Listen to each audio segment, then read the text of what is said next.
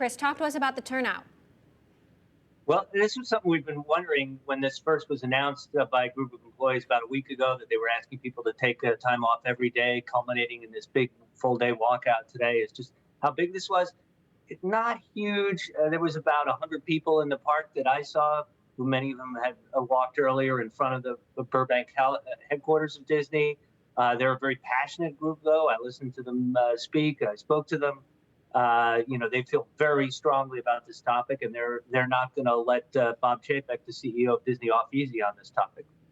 So what's your sense of how Bob Chapek is weathering this? I mean, obviously, seems like, he conceded to making a mistake, not taking a position initially, but now they have course corrected 180 degrees. Is it enough? Yeah, I mean, he corrected very quickly. Remember, it was just a couple of days. He said he reversed his position. He was going to take a public stance. He's had to come out, apologize a couple times. Yesterday, big town hall with all employees. He said he's going to go on a global listening tour and talk to folks with other senior leaders. He put aside a management powwow that they were supposed to have next week in Orlando to do that. Took strong position against the Texas executive order that deals with a similar topic. So he's really trying to make amends for this with the community of Disney employees. So is it going to work? I mean, there's been speculation that he has a year left on his contract. That could be the end.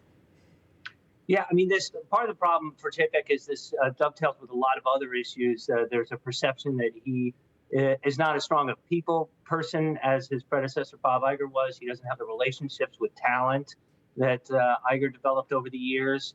And so this is just sort of one example in that narrative of an executive who maybe is to do a lot better job in connecting with the people who create the content for Disney.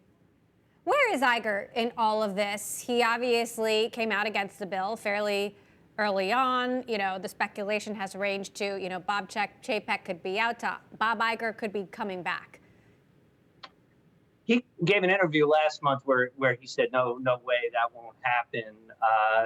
That said, he's a very careful political guy. He, in a way, lit this firestorm for Chapek by coming out and taking a stand against this bill before Disney had. And that really sort of people then started asking, well, what's Disney's overall position?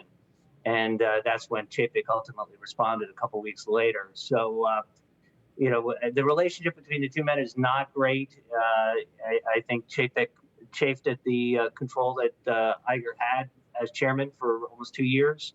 And Iger maybe feels like he wasn't listened to enough during that time period.